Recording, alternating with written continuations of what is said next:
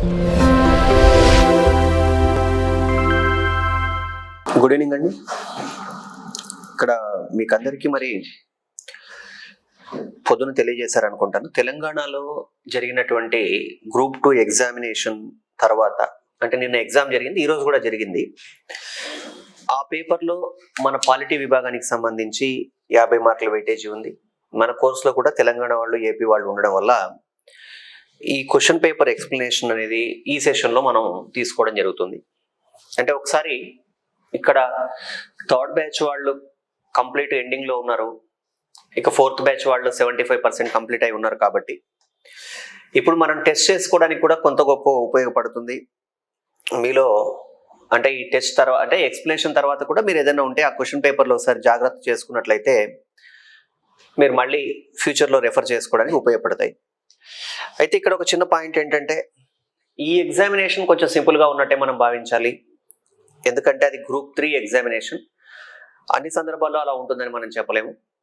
కాకపోతే ఒక కాన్ఫిడెన్స్ అయితే వస్తుంది. ఈ పేపర్ రాయడం వల్ల అభ్యర్థులకు ఒక కాన్ఫిడెన్స్ వస్తుంది. మనం కొంచెం డీటెయిల్గానే చూద్దాం. ఇక్కడ క్వశ్చన్స్ గమనించండి. రాజ్య విధాన ఆదేశిక సూత్రాలను రాజ్యాధికారుల నైతిక సంవేదనలు అని ఎవరు అభివర్ణించారు? Who describes directive principles of state policy as a moral percepts of the state authorities. అయితే ఇక్కడ ఒక చిన్న విషయం చెప్పాలండి. ఇది అంటే ఎట్లా అంటే, మామూలుగా ఎప్పుడైనా సరే ఎగ్జామ్ జరిగినప్పుడు, ఏదైనా ఒక పరీక్ష జరిగినప్పుడు సహజంగా మార్కెట్లో ఉండే పద్ధతి ఏంటంటే, ఒక పుస్తకంలో నుంచి ఎన్ని ప్రశ్నలు వచ్చాయి, లేదా ఒక కోర్సులో నుంచి ఎన్ని ప్రశ్నలు వచ్చాయి, ఒక ఫ్యాకల్టీ ఎలా చెప్పాడు, వీళ్ళు చెప్పింది ఎంతవరకు ఉపయోగపడింది, ఇదంతా ఒక అజంప్షన్స్ అన్ని ఉంటాయి కదా. ఇదంతా మీరు అంటే ఈ క్లాస్ వింటున్న వాళ్ళుగా మీరు డిసైడ్ చేయండి. అంటే ఇక్కడ ఉన్న వాళ్ళందరూ కూడా మన కోర్స్ విన్నవాళ్ళు కాబట్టి మీరు అది చెప్పాలి, నేను చెప్పడం కాదు. కాకపోతే ఇక్కడ ఒక విషయం అయితే నేను చెప్పగలను. ఒక 700 పేజీల పుస్తకం 700 పేజీలు రాసినప్పుడు దాదాపుగా ఒక 75 క్వశ్చన్లు ఉంటే 65-66 క్వశ్చన్లు, ఒక 50 క్వశ్చన్లు ఉంటే నేరుగా అంటే 42-43 క్వశ్చన్లు దాంట్లోంచి సహజంగా వస్తాయి. మళ్ళీ చెప్పాల్సిన అవసరం ఏం లేదు. కాకపోతే మార్కెట్లో ఉన్నటువంటి పద్ధతిని దృష్టిలో ఉంచుకొని నేను కూడా ఆ విషయం మీకు చెప్పడమే తప్ప మరొకటి కాదు. ఇది గమనించండి. కోర్సు విన్న వాళ్ళుగా మీకు అందరికీ తెలుసు, మీరే నిర్ణయించండి ఫైనల్గా. ఆదేశిక సూత్రాలు నైతిక సంవేదనలను ఎవరు అభివర్ణించారు? ఇక్కడ ఈ క్వశ్చన్ మనం చూస్తే గతంలో కూడా చూసాం. BN Rao directive principles of state policy గురించి మనం కనుక తీసుకున్నట్లయితే, బిఎన్ రావు స్టేట్మెంట్ ఒకటి, అంబేద్కర్ స్టేట్మెంట్ ఒకటి, రెండు పాపులర్. అంబేద్కర్ స్టేట్మెంట్ ఏమన్నాడు? ఆర్థిక ప్రజాస్వామ్యాన్ని స్థాపిస్తాయి, ఎకనామికల్ డెమోక్రసీని ఎస్టాబ్లిష్ చేస్తాయి డిపిఎస్పి అంటే. బిఎన్ రావు ఏమన్నాడంటే ఇవి నైతిక సంవేదనలు, మొరాలిటీని స్ట్రెంథెన్ చేస్తాయని చెప్పడం జరిగింది. ఇది నేరుగా ఉన్న క్వశ్చన్. దీంట్లో పెద్దగా ఎక్కువ క్వశ్చన్లు అలా ఏమీ లేవు. అంటే అసర్షన్ అండ్ రీజనింగ్ ఇలాంటివి ఏమి ఎక్కువ లేవు, ఉన్నాయి కానీ ఎక్కువ లేవు. అది గమనించండి.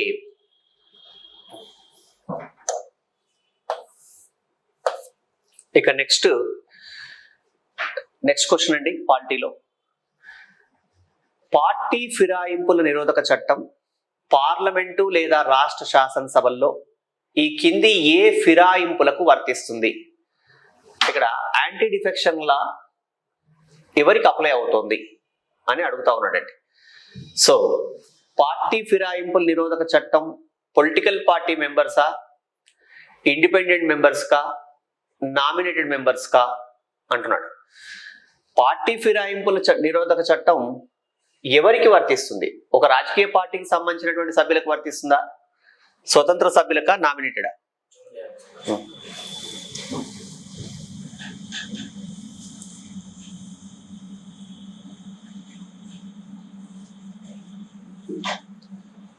క్వశ్చన్ సరిగా మీకు కనపడుతున్నాయో లేదో నాకు తెలియదు, ఒకసారి గమనించండి.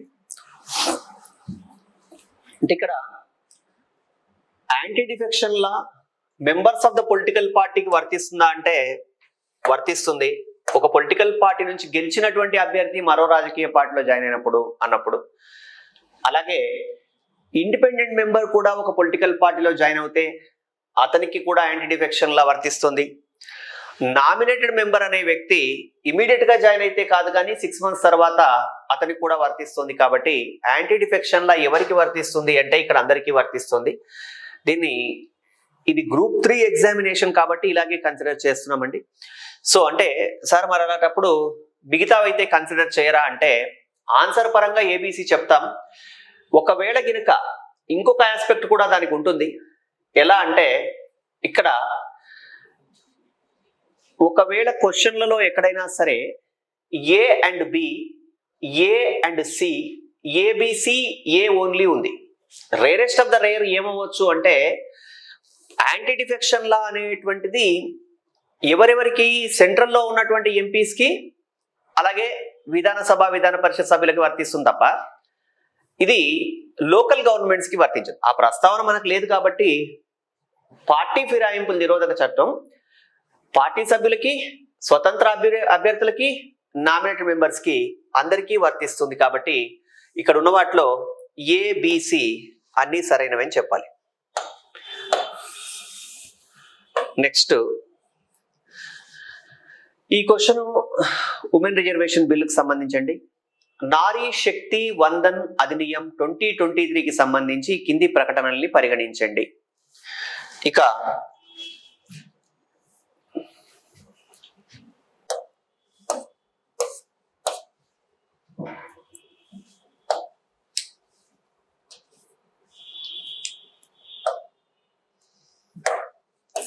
ఓకేనండి, మీకు విజిబుల్ గా ఉందా ఈ question?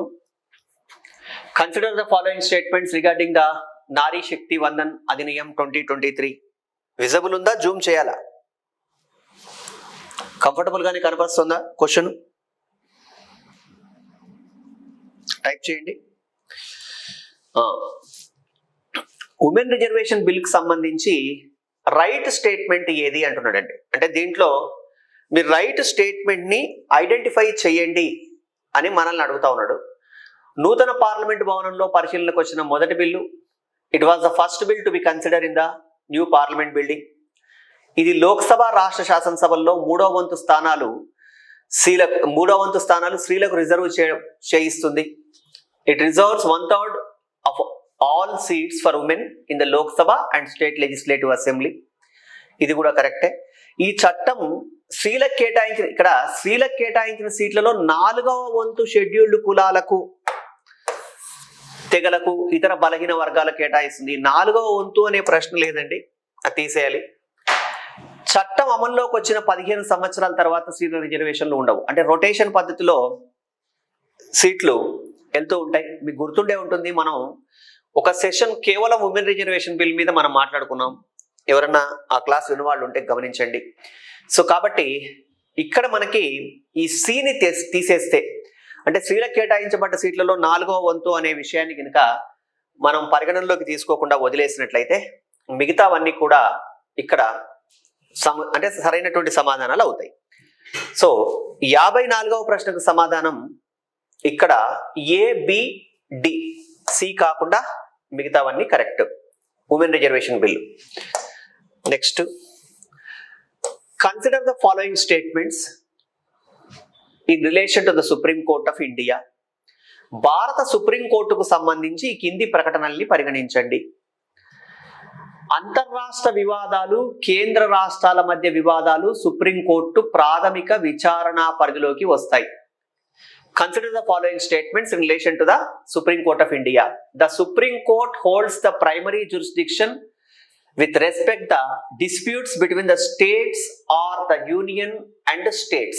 States or the union and states. States కి కావచ్చు, అలాగే కేంద్రము రాష్ట్రాలు మనకి రాష్ట్రాల మధ్య వివాదం ప్రైమరీ జ్యూరిస్డిక్షన్ పరిధిలోకి వస్తుంది. కరెక్టే కదా, ప్రైమరీ జ్యూరిస్డిక్షన్ లో వస్తుంది. Original jurisdiction refers to those cases, disputes which at the first stands initiated and other courts. ఇక్కడ ఒరిజినల్ జ్యూరిస్డిక్షన్, అసలైన అధికార పరిధి అంటారు ఒరిజినల్ జ్యూరిస్డిక్షన్ అని మనం ఎన్నోసార్లు అనుకున్నాం కదా. ఆ ఒరిజినల్ జ్యూరిస్డిక్షన్ అంటే వాళ్ళ ట్రాన్స్లేషన్ ఏమని ఉండాలి, ఇక్కడ ప్రారంభ అధికార పరిధి అని ఉండాలి. దాన్ని అసలైన అధికార పరిధి అని రాస్తారని చెప్పాను కదా మీకు నేను. ఈ ప్రారంభ అధికార పరిధి ఇతర కోర్టుల్లో ఆరంభమయ్యే కేసులు వివాదాలను సూచిస్తుందా అంటే ప్రారంభ అధికార పరిధి అంటే ఇతర కోర్టుల్లో కేసులు కాదు. ఇతర కోర్టుల్లో ప్రారంభమయ్యేటువంటి కేసులు అయినట్లయితే అది అపిలేట్ జ్యూరిస్డిక్షన్, అప్పీళ్ల విచారణ అధికార పరిధి అవుతుంది. కాబట్టి వాళ్ళ క్వశ్చన్ ప్రైమరీ జ్యూరిస్డిక్షన్ కి సంబంధించి కాబట్టి ఈ పర్కొన ఇక్కడ which of the above statement is correct అన్నాడు. ఇక్కడ కన్సిడర్ ద ఫాలోయింగ్ స్టేట్మెంట్, ఇక్కడ గమనించండి.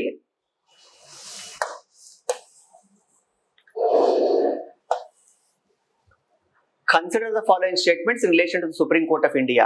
భారత సుప్రీం కోర్టుకు సంబంధించి కింది ప్రకటనల్ని పరిగణించండి అన్నాడు. కాబట్టి ఫస్ట్ స్టేట్మెంట్ ప్రారంభ అధికార పరిధి గురించి చెప్పింది, ఓకే. రెండవ స్టేట్మెంట్ ప్రారంభ అధికార పరిధిలో ఇతర కోర్టుల్లో ప్రారంభమైన కేసులు వస్తాయా అంటే రావు, అది అపిలేట్ జ్యూరిస్డిక్షన్ అవుతుంది. కాబట్టి ఒకటి మాత్రమే సరైనది. ఈ ప్రశ్నకు సమాధానం 1 ఓన్లీ. నెక్స్ట్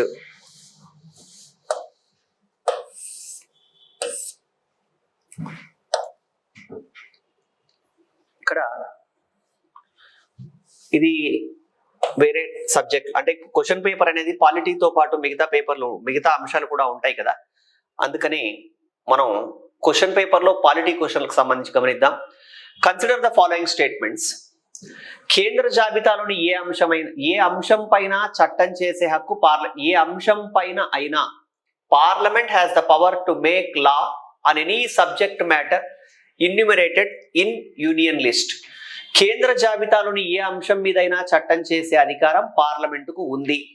అంటే అది సహజంగా మీకు తెలిసిందే. ఉమ్మడి జాబితాలోని ఏ అంశం మీదైనా చట్టం చేసే హక్కు కూడా పార్లమెంటుకు ఉంది. కాబట్టి రెండు కరెక్టే అవుతాయి. అంటే కేంద్ర జాబితాలోని ఏ అంశం మీదైనా చట్టం చేయొచ్చు, ఉమ్మడి జాబితాలోని ఏ అంశం మీదైనా చట్టం చేసేటువంటి అధికారం పార్లమెంటుకు ఉంది. కాబట్టి ఆ ప్రశ్నకు సమాధానం రెండు కరెక్టేనండి. ఆ పక్కన 85, 47 ఇవన్నీ ఏంటి అంటే అవి పేజీ నెంబర్లు. అంటే మన పుస్తకంలో ఎక్కడ వచ్చింది అనేది, ఏ పేపర్లో ఆ క్వశ్చన్ ఉంది అంటే ఎవరైనా రెఫరెన్స్ కోసం చూసుకుంటే ఇంకా డీటెయిల్గా చూసుకోవడానికి పలానా క్వశ్చన్ పలానా పేపర్లో ఉంది అని చెప్పడం అండి అది. Next, which of the following statements are correct about fundamental rights under the Indian constitution. భారత రాజ్యాంగంలోని ప్రాథమిక హక్కులకు సంబంధించి కింది వాక్యాలలో ఏవి సరైనవి? వీటికి రాజ్యాంగం ద్వారా రక్షణ కల్పించబడి అమలు చేయబడతాయి. They are protected and enforced by the constitution. ప్రాథమిక హక్కులు న్యాయసమ్మతమైనవి కాబట్టి వీటికి కాన్స్టిట్యూషనల్ గా ప్రొటెక్షన్ ఉంటుంది. కాబట్టి ఏ కరెక్ట్. ప్రాథమిక హక్కులు సాధారణ శాసన ప్రక్రియ ద్వారా సవరించబడతాయి. Fundamental rights can be amended through the normal legislative process. Fundamental rights are not amended through the normal legislative process. It required the constitutional amendment. So, ప్రాథమిక హక్కులు సాధారణ శాసన ప్రక్రియ ద్వారా సవరించబడవు, దానికి రాజ్యాంగ సవరణ కావాలి. మనకు తెలుసు రాజ్యాంగ సవరణ ద్వారానే ప్రాథమిక హక్కులు సవరించబడతాయి. నెక్స్ట్, ప్రాథమిక హక్కులకు భారత ఉన్నత న్యాయస్థానం సుప్రీంకోర్టు రక్షకుడిగా ఉంటుంది. The supreme court is the Guardian of fundamental rights. అంతే కదా, ఫండమెంటల్ రైట్స్ కి భంగం కలిగితే మనం సుప్రీం కోర్టు డైరెక్ట్ గా కూడా వెళ్ళొచ్చినప్పుడు కోర్టు గార్డియన్ గా ఉంటుంది. రాజ్యాంగ హక్కులన్నీ కూడా ప్రాథమిక హక్కులే. All constitutional rights are fundamental rights. ఇక్కడ గమనించాలి, all fundamental rights are constitutional rights. ప్రాథమిక హక్కులన్నీ రాజ్యాంగబద్ధ హక్కులు అవుతాయి, కానీ రాజ్యాంగబద్ధ హక్కులన్నీ ప్రాథమిక హక్కులు కావు. కాబట్టి ప్రాథమిక హక్కుల్ని సవరించాలంటే రాజ్యాంగ సవరణ కావాలి. రాజ్యాంగబద్ధ హక్కులన్నీ ప్రాథమిక హక్కులు కావు. కాబట్టి అక్కడ మనం ఉన్న అంశాలలో ఎంపిక చేసుకోవలసి వస్తే దాంట్లో ఏ మరియు సి ఈ రెండు సరైనటువంటి సమాధానాలు. B wrong, D wrong. ఇది గమనించండి.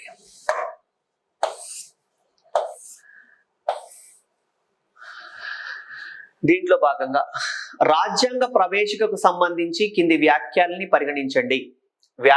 పరిగణించండి. Consider the following statements regarding the preamble of the Indian constitution.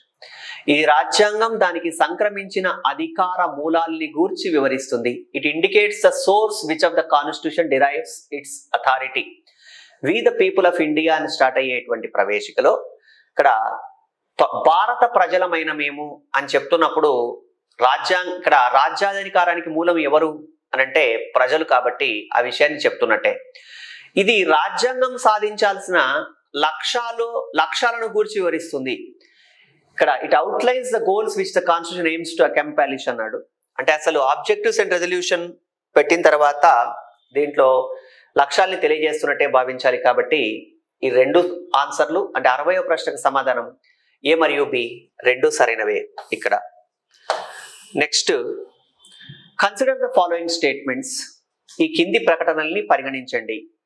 రాష్ట్ర పునర్వ్యవస్థీకరణ చట్టం 1956 ప్రకారం ప్రాంతీయ మండళ్లను ఏర్పాటు చేయడం జరిగింది. Zonal councils have been established by the state reorganization act 1956. ఇది కరెక్టే. అలాగే inter state river water disputes act 1956 provide water dispute tribunals. కాబట్టి అంతర్రాష్ట్ర నదీ వివాదాల చట్టం 1956 నీటి వివాదాల ట్రిబ్యునల్ ని ఏర్పాటు చేస్తుంది. రెండు కూడా కరెక్టే ఈ స్టేట్మెంట్స్. కాబట్టి ఏ మరియు బి రెండు కరెక్టే. సో దీని మీద పూర్తి సమాచారం అక్కడ 365, 368 పేజెస్ లో ఉంది పుస్తకంలో. అది మీరు గమనించుకోండి. ఎవరైనా రెఫరెన్స్ కోసం తర్వాత చూసుకోండి.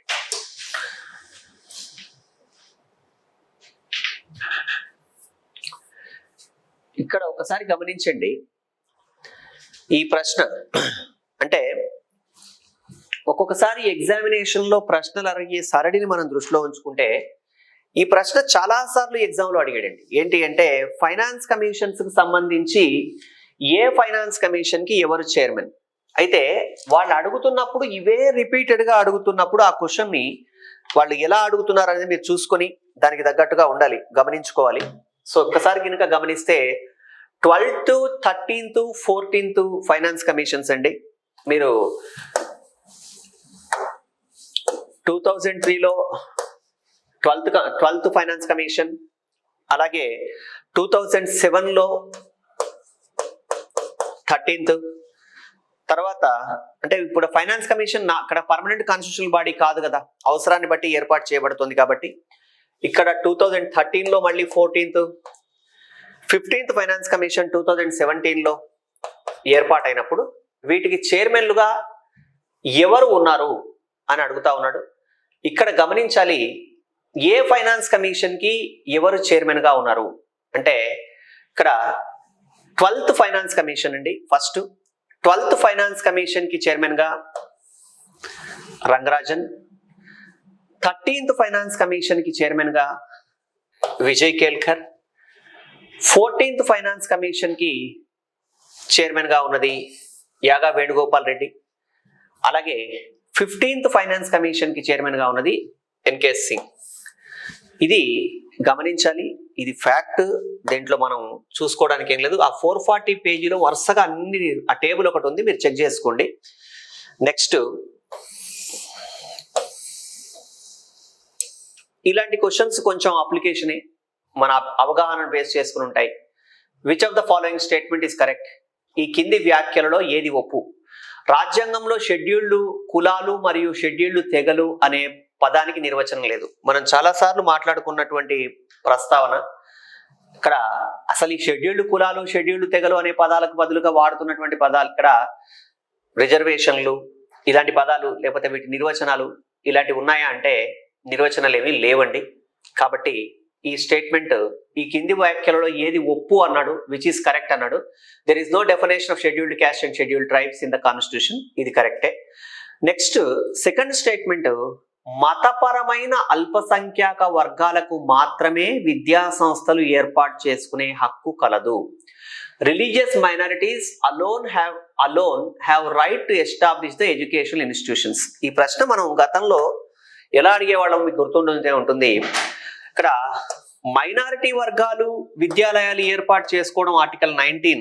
మరి మిగతా వాళ్ళు ఆర్టికల్ ఏ ఆర్టికల్ ప్రకారం ఏర్పాటు చేసుకునే వాళ్ళు విద్యా సంస్థలు మైనారిటీ వర్గాలు కాకుండా ఇతర వర్గాల వాళ్ళు ఏర్పాటు చేసుకోవాలంటే ఏ ఆర్టికల్ టైప్ చేయండి క్లాస్ వింటున్న వాళ్ళు. ఈ ప్రశ్న మీకు నేను ఫండమెంటల్ రైట్స్ టాపిక్ దగ్గర ఇలా కూడా అడగడం జరిగింది. మైనారిటీ వర్గాలు అయితే ఆర్టికల్ 30 ఓకే. ఇతరులు నాన్ మైనారిటీస్ ఎడ్యుకేషన్ ఇన్స్టిట్యూషన్ పెట్టాలంటే ఏ ఆర్టికల్ ప్రకారం? ఎవరు ఏమీ స్పందించట్లేదు.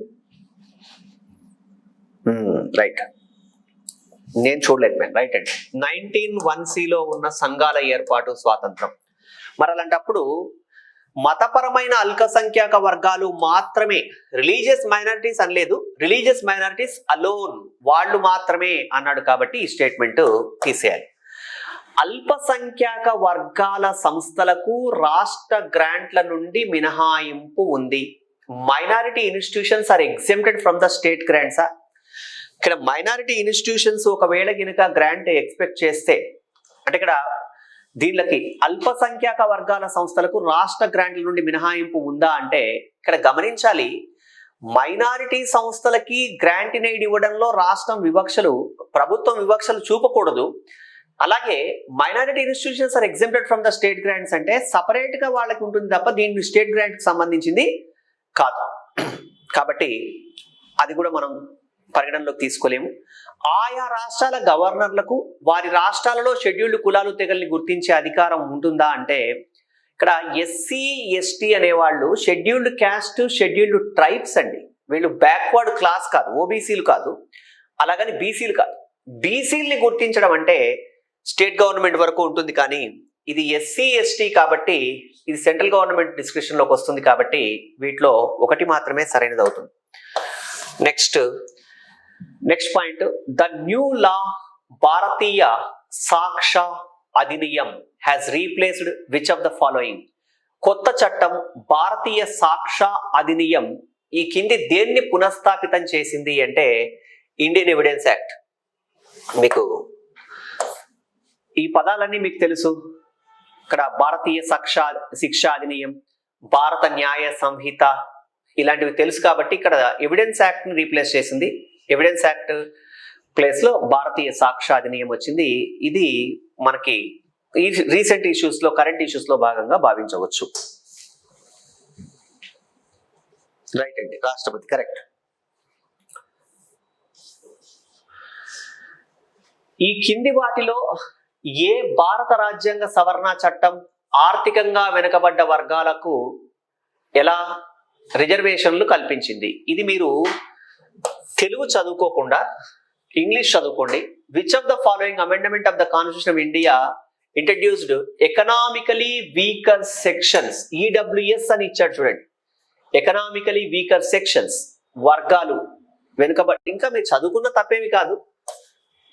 భారతదేశంలో రిజర్వేషన్లకు ప్రాతిపదిక కులం కాదు, భారతదేశంలో రిజర్వేషన్లకు ప్రాతిపదిక ఆర్థిక వెనుకబాటుతనం కాదు. కానీ ఇక్కడ ఎకనామికలీ బ్యాక్వర్డ్ క్లాస్ అనలేదు, ఎకనామికలీ వీకర్ సెక్షన్స్ అన్నాడు. ఆ పాయింట్లు మీరు గమనించండి. నేను 1516 ఆర్టికల్ దగ్గర ఎకనామికలీ వీకర్ సెక్షన్ కి, ఎకనామికలీ బ్యాక్వర్డ్ క్లాస్ కి మధ్య ఉన్న డిఫరెన్స్ చాలా డీటెయిల్డ్ గా చెప్పాను.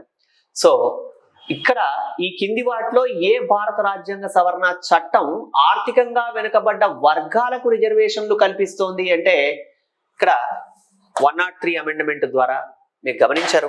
15(6) కానివ్వండి, 16(6) కానివ్వండి, దీని ద్వారా విద్యా సంస్థల్లో 15(6) ప్రకారం, ఉద్యోగాల్లో 16(6) ప్రకారం ఈడబ్ల్యూఎస్ రిజర్వేషన్లు లభిస్తూ ఉన్నాయి.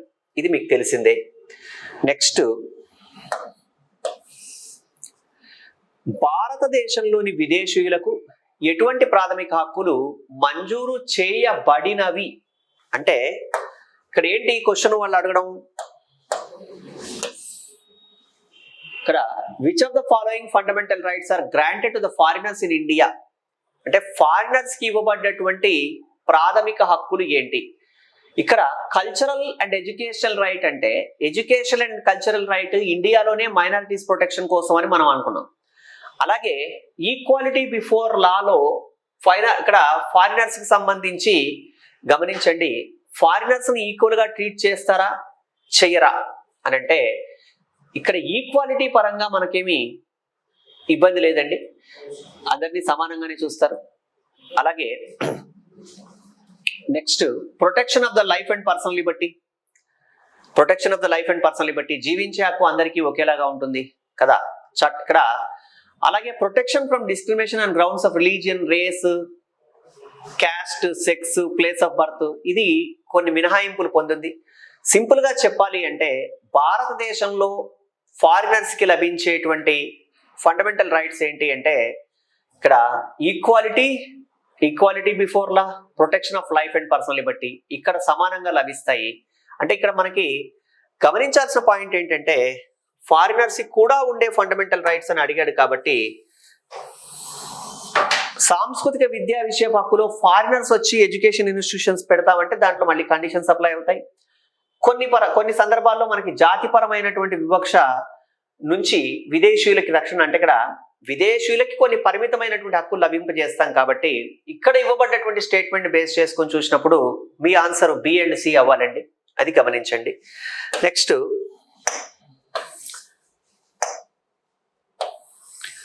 as per the 74th Constitutional Amendment Act, which of the following constitutes a transitional area? రాజ్యాంగ 74వ రాజ్యాంగ సవరణ చట్టం ప్రకారం ఈ కింది వాటిలో ఏది పరివర్తన ప్రాంతం?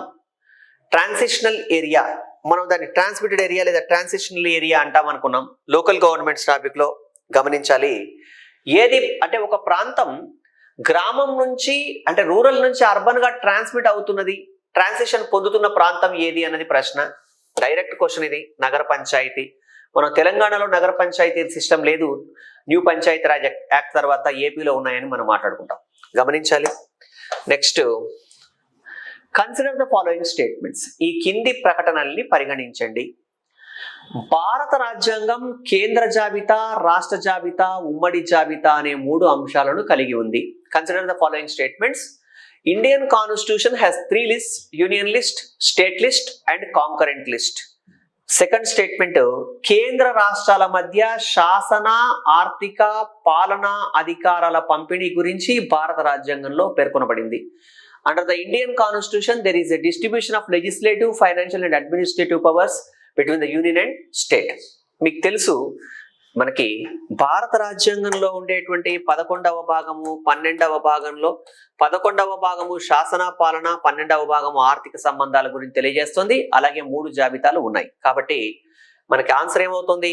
ఏ మరియు బి రెండు కరెక్టే. ఇండియన్ కాన్స్టిట్యూషన్ లో 3 జాబితాలు ఉన్నాయి 7వ షెడ్యూల్లో. అలాగే మనకి ఉమ్మడి ఇక్కడ దీంతో పాటు ఏంటి అంటే శాసన, పాలన, ఆర్థిక సంబంధాలు 3 కూడా రాజ్యాంగంలో పేర్కొనబడింది. కాబట్టి 2 సమాధానాలు కరెక్టే.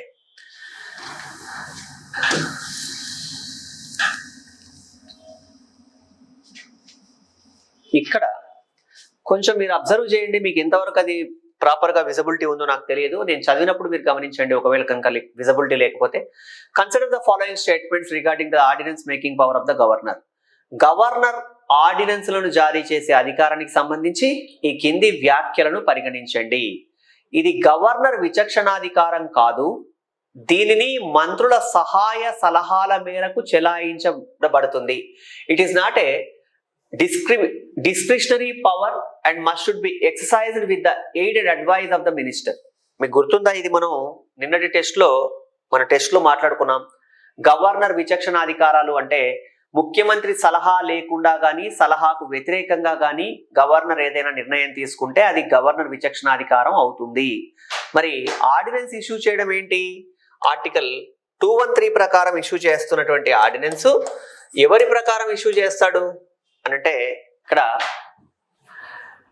ఈ గవర్నర్ ఆర్డినెన్స్ జారీ చేసే అధికారానికి సంబంధించి ఈ కింది వ్యాఖ్యల్ని పరిగణించండి అన్నట్టు. ఆర్డినెన్స్ ఇక్కడ విచక్షణాధికారం కాకుండా గవర్నర్ ఏం చేస్తున్నాడు? విచక్షణాధికారం అంటేనేమో సొంత నిర్ణయం. ఇక్కడ ప్రశ్న గవర్నర్ ఆర్డినెన్స్లు జారీ చేసే అధికారానికి సంబంధించి అంటున్నాడు. అంటే ఆర్డినెన్స్ల గురించి మాట్లాడుతున్నాడు. ఆర్డినెన్స్ అనేటువంటిది గవర్నర్ సొంతంగా ఇస్తాడు. ఆర్డినెన్స్ అంటే లేదు, CM council of minister request చేస్తేనే ఇష్యూ చేస్తాడు.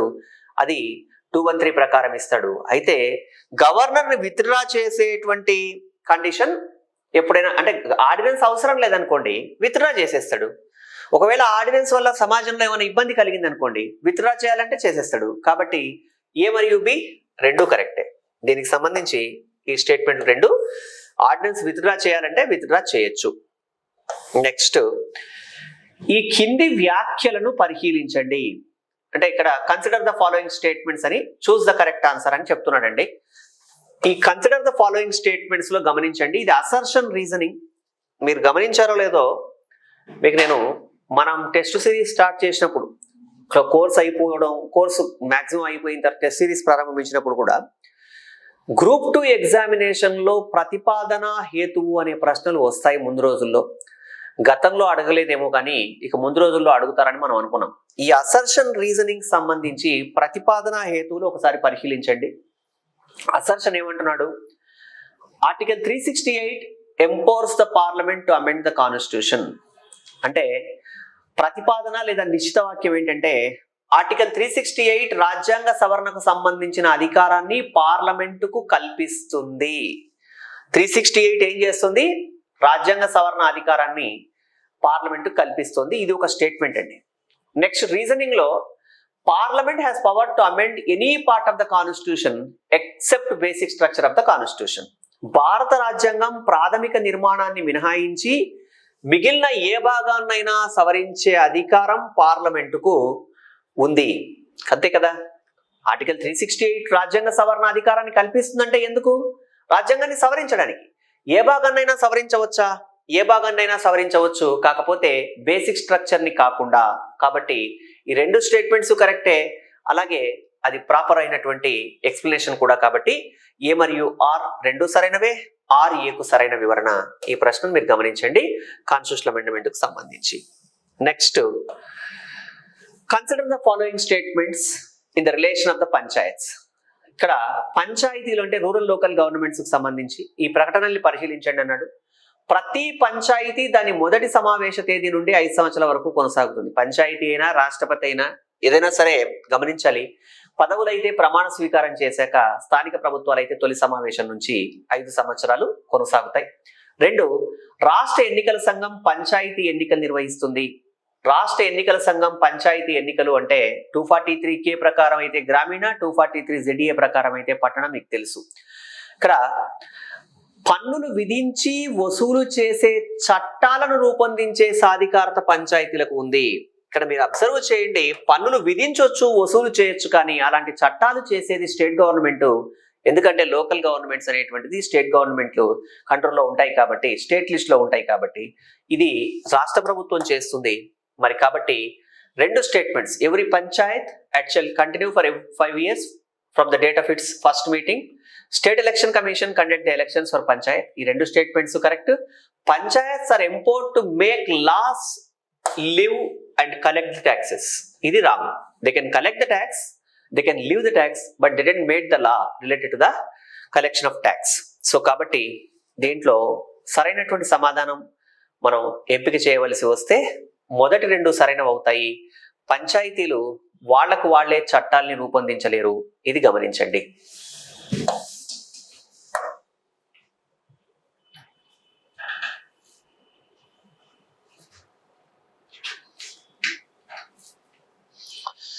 ఇక్కడ ఒకసారి గమనించాల్సింది ఏమంటే Andhra Pradesh public service commission examination కి Telangana public service commission examination కి మధ్య కొన్ని చిన్న చిన్న మైక్రో లెవెల్ డిఫరెన్సెస్ లో ఇదొకటండి. ఈ క్వశ్చన్ ఏంటంటే ఈశాన్య రాష్ట్రాలకు చెందిన తిరుగుబాటు సంస్థలు వాటి సంబంధిత రాష్ట్రాల్లో ఏది సరిగా జతపరచబడింది అంటున్నారు. అంటే డిఫరెంట్ స్టేట్స్ లో మనకి డిఫరెంట్ మూమెంట్స్ ఉన్నాయి కదా, ఆ మూమెంట్స్ ని లీడ్ చేస్తున్న సంస్థలు ఉన్నాయి. అంటే ఇప్పుడు ఫర్ ఎగ్జాంపుల్ అస్సాంలో తీసుకున్నట్లయితే బోడోల్యాండ్, కార్బీ ఆంగ్లాంగ్, అలాగే ఒక్కొక్క చోట మణిపూర్లో కుకీల్యాండ్, ఇట్లా వేరువేరు చోట్ల వేరువేరు స్టేట్స్ కోసం డిమాండ్స్ ఉన్నప్పుడు అక్కడ ఏం చేస్తున్నారు, కొంతమంది కొన్ని డిమాండ్స్ నడుపుతున్నారు. వాళ్ళు అవి తీవ్రవాద కార్యకలాపాలుగా ఉండొచ్చు, ఏర్పాటువాదగా ఉండొచ్చు, రకరకాలుగా ఉండొచ్చు. ఇక ఏవి ఎక్కడ ఉన్నాయో చెబుతూ దీంట్లో సరైన దాన్ని కాని దాన్ని గుర్తించమన్నాడు. ఇక్కడ మీరు గమనించండి, కామ్తాపూర్ లిబరేషన్ ఆర్గనైజేషన్ అంటాడు. ఇక్కడ కామ్తాపూర్ లిబరేటెడ్ ఆర్గనైజేషన్ అన్నప్పుడు ఎక్కడ ఉంటుంది, ఇక్కడ కామ్తాపూర్ ఎక్కడ ఏ డిమాండ్ ఉంది అనేది మీరు చూసుకున్నట్లయితే ఆ స్టేట్ లో ఆ డిమాండ్ ఉందా. ఇప్పుడు మణిపూర్ ఉంది, మణిపూర్ అనే కాంబినేషన్ లో మణిపూర్ అనే కాంబినేషన్ ఉందండి. మణిపూర్ అనే కాంబినేషన్ లో కామ్తాపూర్ లిబరేషన్ ఆర్గనైజేషన్, అలాగే కంగ్లియా కమ్యూనిస్ట్ పార్టీ KCP, తర్వాత United nation liberation front UNLF, గారో నేషనల్ లిబరేషన్ ఆర్మీ GNLA, ఇక్కడ ఏది సరైనటువంటిది అని అడుగుతా ఉన్నాడండి. దీంట్లో సరైనటువంటి జత ఏదైనా ఉందా అని మనల్ని అడుగుతా ఉన్నాడు.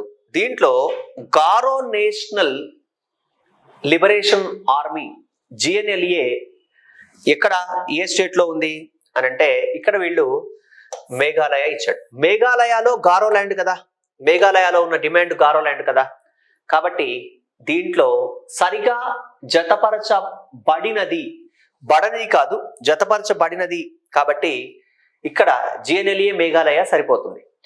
మరి వేరువేరు అంశాలను తీసుకున్నట్లయితే వేరువేరు వస్తాయి కాబట్టి మిగతావన్నీ సరిగా జతపరచబడలేదు. ఈ టాపిక్ మీకు ఏపీలో ఉన్నటువంటి ఎగ్జామ్ రాస్తున్న వాళ్ళకి ఇది పెద్దగా అవగాహన ఉండకపోవచ్చు, బట్ ఒక ఐడియా కోసం మాత్రమే.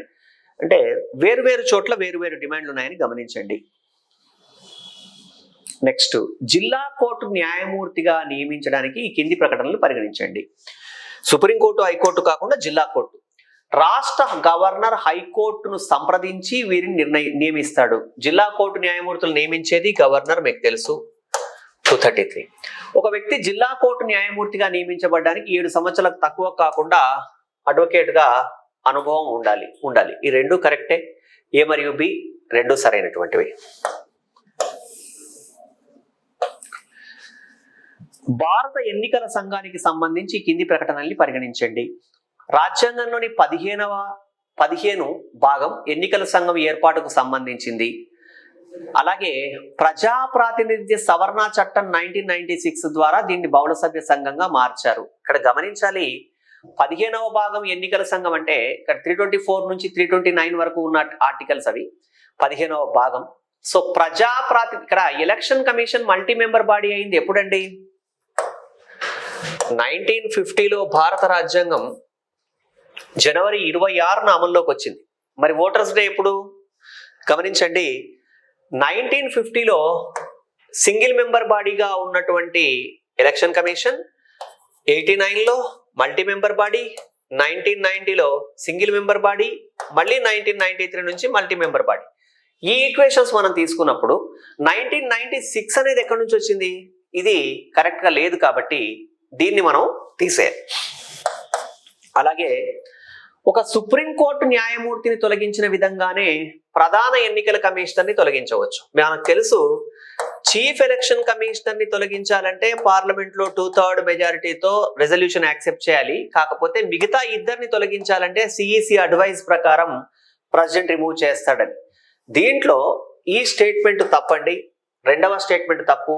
A మరియు C రెండు కరెక్ట్ కాబట్టి ఇక్కడ A మరియు C అనేటువంటివి సరైనటువంటి సమాధానం ఈ ప్రశ్నకి. అది మీకు తెలుసు కదా, ఇక్కడ ఏదైనా పొరపాటు జరిగితే మీరు అప్పుడే ఐడెంటిఫై చేస్తున్నారు, మీకు తెలిసినవే అవి. ఎందుకంటే ఆ క్వశ్చన్ లో సార్ 1996 ఇచ్చారు, మనం 93 అని. అంటే ఎవరైతే చదివారో వాళ్ళకి క్వశ్చన్ లో ఎక్కడ రాంగ్ ఉందో తెలిసిపోతుందండి. ఇక ఈ ప్రశ్న గమనించండి, రిట్స్ కు సంబంధించి మీకు తెలుగులో ఇచ్చినా కూడా మీరు ప్రతిదానికి ఇంగ్లీష్ వర్డ్ ఒకటి మనం చూసాం కదా. ఇక్కడ సెర్ష్యూరరీ, కోవారెంటో, ప్రొహిబిషన్, హెబియస్ కార్పస్ కదా. హెబియస్ కార్పస్ అంటే టు హ్యావ్ ఎ బాడీ. ఇట్లాంటి పదాలు మనం గమనించాం. దీంట్లో సరైన జతని గుర్తించండి. సెర్ష్యూరరీ ఎగువ కోర్టు నుండి దిగువ కోర్టులకు ఇచ్చేది అంటున్నాడు. కోవారెంటో అట్ వాట్ అథారిటీ, మీకు తెలుసు. సరైన జతను గుర్తించండి అన్నప్పుడు ఒకటే ఉన్నప్పుడు ఇక కోవారెంటో అంటే అట్ వాట్ అథారిటీయే కదా, ఏ అధికారంతో అని. ఇక్కడ ప్రొహిబిషన్ పాలనా ఏజెన్సీలకు వ్యతిరేకంగా ఇవ్వబడుతుంది. హెబియస్ కార్పస్ చట్టబద్ధమైన చర్యలకు పాల్పడకుండా ఉండేందుకు. అలా కాదు, ఉన్న వాటిలో మీరు 4 ఆప్షన్స్ తీసుకున్నట్లయితే కోవారెంటో అనే పదాన్ని తీసుకుంటే విత్ వాట్ అథారిటీ అని చెప్పడం జరిగింది. కాబట్టి ఇది ఒకటే సరైనది, మిగతావి భిన్నంగా ఉన్నాయి కాబట్టి అవి సరైన సమాధానాలు కావు. ఎందుకో మీకు అందరికీ తెలుసు. ఇక దీంట్లో ఒకసారి గమనించండి, ఇలాంటి క్వశ్చన్లు వచ్చినప్పుడు కొంచెం క్రాస్ చెక్ చేసుకోవాలి అభ్యర్థి. ఏమంటాడు అంటే, ఈ కింది రాజ్యాంగ సవరణల్ని వాటికి సంబంధించిన అంశాలతో జతపరచండి. అంటే ఏ కాన్స్టిట్యూషనల్ అమెండ్మెంట్ దేనికి సంబంధించిందో చెప్పండి అన్నాడు. దీన్ని మీరు ఎలా తీసుకోవాలి? ఒకవేళ ఇలాంటి ప్రశ్నలు వచ్చినప్పుడు ఫస్ట్ మనకి బాగా తెలిసినవి ఏమన్నా ఉన్నాయా అలా చూసుకోవాలండి. దీంట్లో గమనించండి, పార్టీ ఫిరాయింపుల నిరోధక చట్టానికి సంబంధించి మనకి 10th షెడ్యూల్లో యాంటీ డిఫెక్షన్ లా ఉంది. యాంటీ డిఫెక్షన్ లాకి సంబంధించి మనకు తెలిసిన రాజ్యాంగ సవరణలు 52nd అమెండ్మెంట్, 91st అమెండ్మెంట్. మరి 52nd, 91st అమెండ్మెంట్స్ ఉన్నాయా? ఇక్కడ లేవు. కాబట్టి ఇక్కడ 4వ అంశము, ఇక్కడ 4, ఇక్కడ 5 ఇస్తాడని చెప్పా కదా, ఇది తొలగించండి. అంటే ఇక్కడ మనకి ఏం తొలగిపోయింది? 1 తొలగిపోయింది. ఇప్పుడు ఈజీగా ఉన్నవి చూసుకోండి. 61st అమెండ్మెంట్, 61వ రాజ్యాంగ సవరణ ఏంటి?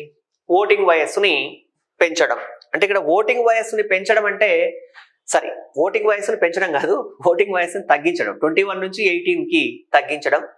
ఈ 61st కాన్స్టిట్యూషనల్ అమెండ్మెంట్ చేసి ఏం చేశారు? ఓటు వేసే వయస్సుని 21 సంవత్సరాల నుంచి 18 సంవత్సరాలకు తగ్గించడం జరిగింది 88లో. నెక్స్ట్ 86th అమెండ్మెంట్ అనగానే మనకు గుర్తొచ్చేది 2000, 26వ రాజ్యాంగ సవరణ 2002. 86th అమెండ్మెంట్ 2002 ఏం చెప్పింది? ప్రైమరీ ఎడ్యుకేషన్ ఫండమెంటల్ రైట్, ప్రాథమిక విద్య ప్రాథమిక హక్కుగా ప్రాథమిక విద్య. 97th అమెండ్మెంట్ అనగానే cooperatives, 97th amendment cooperatives. 101 amendment GST కదా. ఇక్కడ గమనించాలి, 61st అమెండ్మెంట్ 1988, 86th అమెండ్మెంట్ 2002, అదే మనకి 97th అమెండ్మెంట్ అయితే 2011, 101 కాన్స్టిట్యూషనల్ అమెండ్మెంట్ 2016లో చేశారు, అమలు వేరు కదా. సో కాబట్టి ఇక్కడ గమనించాల్సిన పాయింట్లు ఏంటంటే, రాజ్యాంగ సవరణలు ఆర్టికల్స్ మనకి ఎంత మగ్గింగ్ చేసినా, మనం బాగా మగ్గింగ్ చేసినప్పటికీ కూడా వీటిలో ఉన్న వాటిలో సరైనటువంటి సమాధానాన్ని ఎంపిక చేసుకోవాల్సిన అవసరం ఉంటుందండి. ఇక్కడైతే మీకు ఇంకా ఫ్యాక్ట్సే కాబట్టి అసలు ఏం ప్రాబ్లం లేదు ఈ క్వశ్చన్ విషయంలో. అంటే ఇక్కడ A3, B5, C1, D2 ఇది సరైన సమాధానం. ఇక్కడ ఆన్సర్ ఏది అనేది ఆటోమేటిక్ మనం అంత మ్యాచింగ్ చేసిన తర్వాత ఈజీగా తెలిసిపోతుంది. Next, Indian constitution provides the ఇక్కడ residuary powers to the union.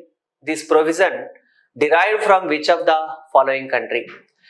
భారత రాజ్యాంగం కేంద్రానికి అవశిష్ట అధికారాలను కల్పించింది. ఈ అంశం ఏ దేశం నుండి గ్రహించడం జరిగింది? కెనడా నుంచి. ఆస్ట్రేలియా నుంచి ఉమ్మడి జాబితా, యుఎస్ఏ నుంచి చాలా విషయాలు మీకు తెలుసు, ఫ్రాన్స్ నుంచి స్వేచ్ఛ, సమానత్వం, సౌభ్రతృత్వం ఇలా తెలుసు కాబట్టి ఈజీగానే రాయగలరు. నెక్స్ట్,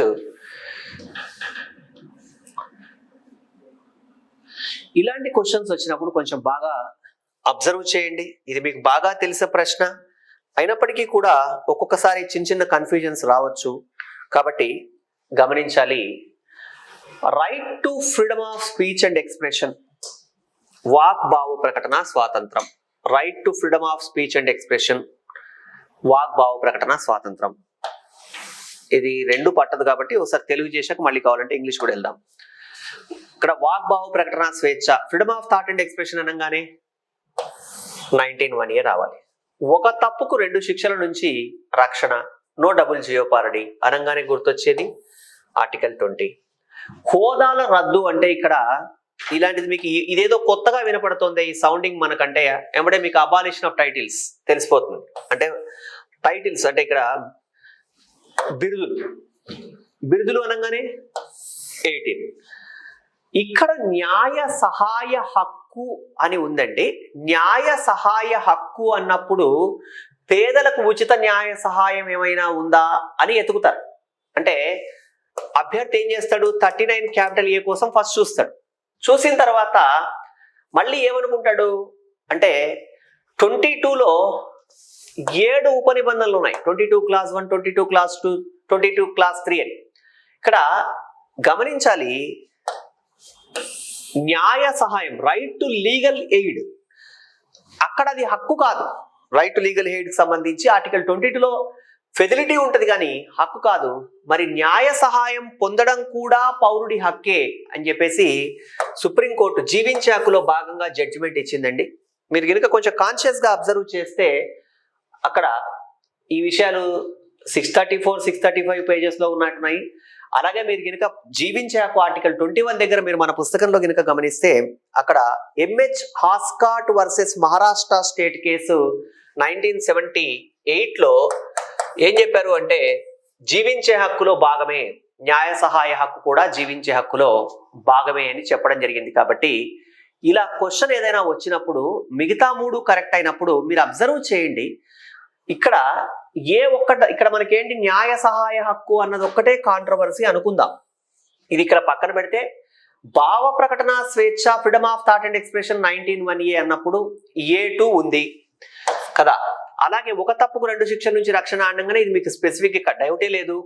B4 ఎందుకు, నో డబుల్ జీవోపారిటీ మీకు స్పెసిఫిక్ గా తెలుసు. 20 Class 1 అంటే ఏంటి, 20 Class 2 అంటే ఏంటి, 20 Class 3 అంటే ఏంటి. 20 Class 2 అది.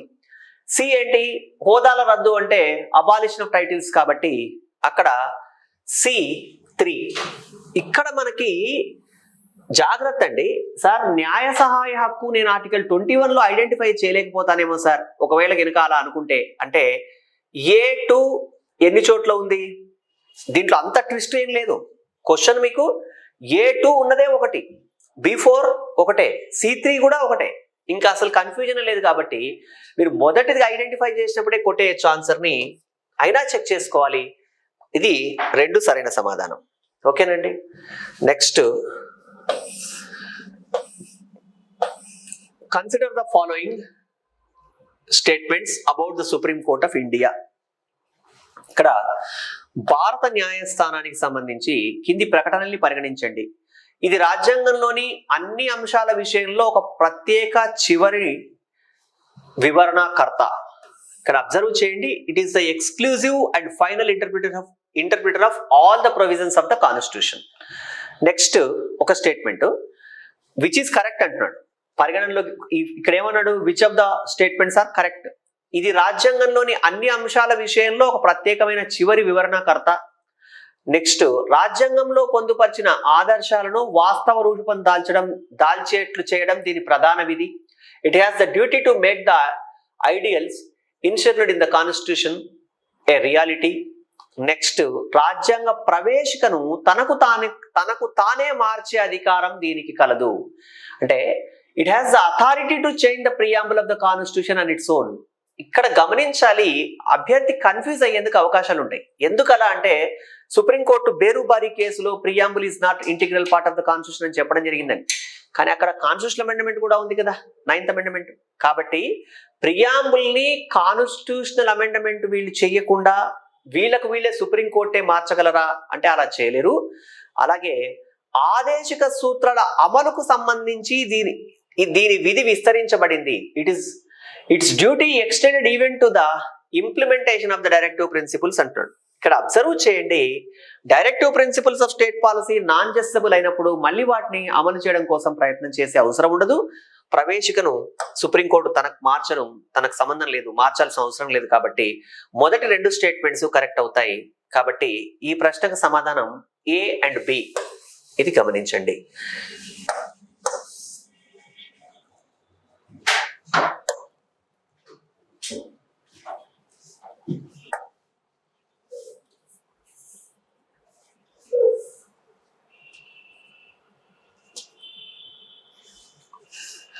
ఈ క్వశ్చన్ ఏంటంటే, what is the composition of the present election commission of India. ప్రస్తుత భారత ఎన్నికల సంఘం కూర్పు ఏమిటి? కాంపోజిషన్ ఆఫ్ ఎలక్షన్ కమిషన్ అన్నాడు. ఒక ముఖ్య ఎలక్షన్ కమిషనర్ మరియు 3 ఉన్నారా? లేదు. మనకు సింపుల్ గా 1+2 అని తెలుసండి. ఆ 1+2 ఎక్కడుందో చెక్ చేయండి. ఇది రాంగ్. ఒక ముఖ్య ఎన్నికల కమిషనర్, ఒక ఉప ఎన్నికల కమిషనర్ రాంగ్. ఒక కమిషనర్ డిప్యూటీ రాంగ్. అలాగే ఒక ముఖ్య ఎన్నికల కమిషనర్ మరియు 2 commissioner, A chief election commissioner and 2 election commissioners correct. ఇంత సింపుల్ గా వస్తుందా అంటే చెప్పలేం, అడగొచ్చేమో. కానీ ఇక్కడ మనకి క్లారిటీ ఉండడం వల్లనే ఆన్సర్లు కరెక్ట్ అవుతాయి. గమనించండి, మీ దాని మీద ఇంకా డీటెయిల్స్ ఆయా పేజీలో చెక్ చేసుకోండి. నెక్స్ట్, ఈ కింది వారిలో ఏది భారత రాజ్యాంగంలోని ప్రకరణ 3కు సంబంధించింది కాదు? Which of the following is not part of article 3 of the Indian constitution. ఇక్కడ ఆర్టికల్ 3 దేని గురించి చెబుతోంది అంటే, నూతన రాష్ట్రాలకు సంబంధించినటువంటి ఒక రాష్ట్రాన్ని ఏర్పాటు చేయడం కావచ్చు, ఆ రాష్ట్రాన్ని విస్తరించడం కావచ్చు, తగ్గించడం కావచ్చు, పేరు మార్చడం కావచ్చు, ఇవైనా చేయొచ్చు. ఆర్టికల్ 3 ప్రకారం diminish the area of the state, increase the area of the state, alter the name of any state, abolition of state by itself కాదు. ఏ రాష్ట్రమైనా తనను తాను రద్దుపరచుకోలేదు. మనకి ఆర్టికల్ 3కి సంబంధించింది కానిది ఏదన్నాడు కాబట్టి డి కాదు. ఓకేనండి. సో ఈ సిలబస్ ఈ టాపిక్ అయిన వాళ్ళు మనం ఆర్టికల్ 3 ఇండియన్ టెరిటరీ అయిన వాళ్ళకి తెలుసు, కాని వాళ్ళు కొత్త బ్యాచ్ల్లో ఉన్న వాళ్ళు మీరు గమనించండి. Next, the registration of political parties is governed by which of the following provision of the Representation of Peoples Act 1951. ఇది కరెంట్ ఇష్యూ ఏనండి. అంటే ఎందుకు సార్ ఇది 1951 పబ్లిక్ రిప్రజెంటేటివ్ యాక్ట్ లో ఏ సెక్షన్ ప్రకారం రాజకీయ పార్టీలు నమోదు చేయబడతాయంటే సెక్షన్ 29A. ఎందుకు అంటే ఎలక్షన్ జరిగిన నేపథ్యంలో రావచ్చు. అంతేకాని ఇది 1951 కాబట్టి ఇప్పుడు ఎందుకు అడిగాడంటే ఎలక్షన్ నేపథ్యంలో అడిగాడు. ఇది డైరెక్ట్ క్వశ్చన్, సెక్షన్ 29A. అలాగే నెక్స్ట్, ఈ కింది వాటిలో లోక్సభ తన కార్యనిర్వాహక అధికారాల చెలాయింపులో వాడే పద్ధతులు ఏవి? Which of the following are the methods of exercising of executive powers of Lok Sabha? ఇక్కడ అబ్జర్వ్ చేయాల్సింది ఏంటంటే లోక్సభ అని కాకుండా నిజానికి అక్కడ ఏమని ఉండాలి? Which of the following are the methods of exercising executive powers of the Lok Sabha అన్నాడు. లోక్సభ అనకుండా అక్కడ ఏమని ఉండాలి అంటే లెజిస్లేచర్, ఇంకా బాగుండేది. బట్ అయినా లోక్సభ అన్నాడు, అలాగే మనం తీసుకుందాం. మనకు తెలుసు కదా లెజిస్లేచర్, ఎగ్జిక్యూటివ్, జ్యుడిషియరీలో how the legislature control the executive అనేది. దీంట్లో కాలింగ్ అటెన్షన్, సావధాన, కాలింగ్ అటెన్షన్ ని సావధాన తీర్మానం అని వాళ్ళు తెలుగులో ఇవ్వలేరు, ఎందుకంటే వాళ్ళకి ట్రాన్స్లేషన్ ఇబ్బంది కాబట్టి ఒక్కొక్కసారి కాలింగ్ అటెన్షన్ ఇచ్చారు, జాగ్రత్త. అలాగే క్వశ్చన్స్ అండ్ సప్లిమెంటరీ క్వశ్చన్స్, ప్రశ్నలు మరియు అనుబంధ ప్రశ్నలు ఉండాలి తెలుగు ట్రాన్స్లేషన్, కానీ సప్లిమెంటరీ ప్రశ్నలు అలాగే ఇచ్చారు. 0 అవర్ అంటే శూన్య గంట, నో కాన్ఫిడెన్స్ అంటే అవిశ్వాస తీర్మానం. ఇక్కడ which of the following are the methods of exercising executive powers of Lok Sabha అంటే 0 అవర్ ఇవ్వకుండా మిగతావన్నీ ఎందుకో క్లాస్ విన్న వాళ్ళుగా మీరు చెప్పండి. ఎందుకు అంటే మిగతావన్నీ కేవలం లోక్సభలో ప్రవేశపెడతారు అట్లా ఏమన్నా అనుకుంటున్నారా? 0 అవర్ ఎందుకు కాదు? ఎందుకు కాదంటే 0 అవర్ అనేది మనకి రికార్డు చేయరు. మీకు చెప్పాను కదా, రికార్డు నుంచి తొలగించండి అని అంటుంటారు కదా. 0 అవర్ విషయంలో అది వర్తించదు అని మనం మాట్లాడుకున్నాం కదా, అది గమనించాలి. ఇది మనకి 0 అవర్ అనేది రికార్డ్ అవ్వదు, మిగతావన్నీ రికార్డ్ అవుతాయి. మిగతావన్నీ నియంత్రణ సాధనలే అవుతాయి నేరుగా. ఇది అత్యంత ప్రభావవంతమైనప్పటికీ ఇది రికార్డు చేయబడదు, ఇది గమనించండి.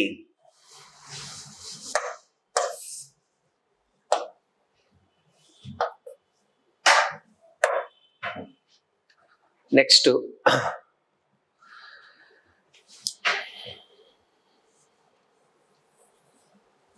ఎన్నికలపై నోటాకు సంబంధించిన ప్రకటనను పరిగణించండి. ఎన్నికలలో నోటాకు సంబంధించి చెప్పంటున్నాడండి. Consider the following statements about the introduction of none of the above in the elections. భారత ఉన్నత న్యాయస్థానం 2013లో నోటాకు సంబంధించిన తీర్పును వెలువరించింది. ఏ కేసో టైప్ చేయండి, మీకు తెలుసు మనం మాట్లాడుకున్నాం. 2013లో నోటాకు సంబంధించిన తీర్పు మొన్న 2వ క్లాస్ 2 రోజుల క్రితం అనుకుంటా ఎలక్షన్ రిఫార్మ్స్ కు సంబంధించి మీరు ఫోకస్ చేయాల్సి వస్తే ఈవీఎంల గురించి, ఎలక్ట్రానిక్ ఓటింగ్ మిషన్లు, నోటా, వివిప్యాట్, వీటి గురించి మనం మాట్లాడుకోవాలన్నాం కదా. నోటాకు సంబంధించిన ప్రకటనల్ని పరిగణించండి. భారత న్యాయస్థానం 2013లో నోటాకు సంబంధించిన తీర్పును వెలువరించింది అన్నాడు. PUCL, people's union for civil liberties case. Next, ఎన్నికలలో నోటాను ప్రవేశపెట్టడానికి భారత పార్లమెంటు 2011లో చట్టం చేసిందా? అలా చేయలేదు. నెక్స్ట్, ఇక్కడ గమనించాలి, ఒకవేళ ఎన్నికల్లో మిగతా అభ్యర్థుల కంటే నోటాకు అత్యధిక స్థానాలు పడినట్లయితే ఆ స్థానానికి తిరిగి ఎన్నిక నిర్వహించబడుతుందా? నోటాకి ఎక్కువ ఓట్లు వస్తే ఎలక్షన్ పెడతారండి, మీకు తెలుసు కదా. లేదు, గెలిచిన అభ్యర్థే పరిగణిస్తారు. ఒక ప్రజా ప్రయోజన వ్యాజ్యం నోటా ప్రవేశపెట్టడానికి కారణమైంది. People's union for civil liberties అనేది ఒక సంస్థ ఇచ్చినటువంటి పబ్లిక్ రిప్రజెంటేటివేషన్. కాబట్టి ఇక్కడ ఆన్సర్ ఏంటి? ఏ మరియు డి. నెక్స్ట్ ఇది కూడా ఒక ఇంపార్టెంట్ ప్రశ్నే. Arrange the following committees on panchayat raj in chronological order. GVK Rao, LM Singhvi, Ashok Mehta, PK Thungon. దీంట్లో ఒకవేళ గినక అంటే ఎల్ఎం సింఘ్వి కమిటీ రికమెండేషన్స్ వచ్చిన తర్వాత వాటిని ఇంప్లిమెంట్ చేయడం కోసం గవర్నమెంట్ ఏర్పాటు చేసింది తుంగన్ కమిటీ. మీకు తెలిసినంత వరకు గమనించండి, ఒక్కొక్క కమిటీకి సంబంధించి అశోక్ మెహతా కమిటీ ఎప్పుడు? 1977లో అశోక్ మెహతా. జీవీకే రావు 1985లో జీవీకే రావు కమిటీ. మనం మాట్లాడుకున్నప్పుడు ఇవన్నీ మనం చూసుంటాం. LM Singhvi committee 1986. LM Singhvi committee recommendations ఆధారంగానే మనకి తర్వాత కాలంలో అంటే రాజీవ్ గాంధీ కాలంలో ట్రై చేయడం, అది సక్సెస్ అవ్వకపోవడం, మళ్ళీ PV Narasimha Rao 73rd 74th amendments, ఇవన్నీ మనకు తెలుసు. తుంగన్ కమిటీ 1988. కాబట్టి వాళ్ళు ఏమన్నారు? ఆర్డర్లో రాయమన్నాడు, దేని తర్వాత ఏదో రాయమన్నారు. అలాంటప్పుడు మనకి CABD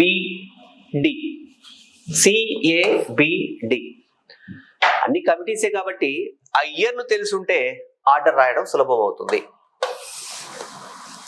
నెక్స్ట్ ఈ స్టేట్మెంట్ గమనించండి.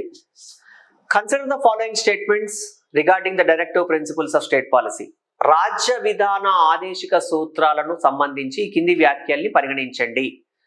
Article 39A directs the state to ensure the participation of workers in the management of industry. 39A ప్రకరణం పారిశ్రామిక నిర్వహణలో కార్మిక భాగస్వామ్యం కల్పించేటట్లు రాజ్యాన్ని నిర్దేశిస్తుంది. 39A పారిశ్రామిక నిర్వహణలో కార్మిక భాగస్వామ్యం అంటే ఇక్కడ 43A ఉంటే అది కరెక్ట్.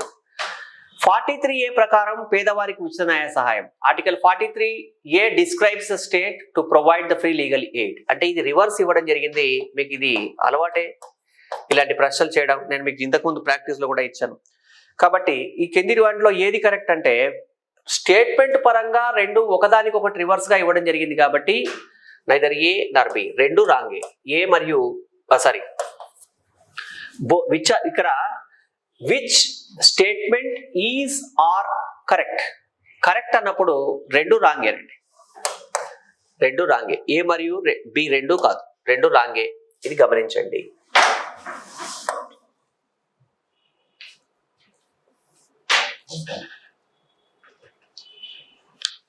ఇక కొన్ని ప్రశ్నలకు సమాధానం రాసేప్పుడు ఒక నిమిషం అండి. విజిబుల్ గా ఉందండి మీకు?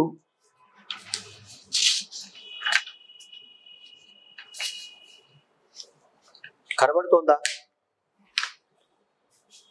ఓకేనా?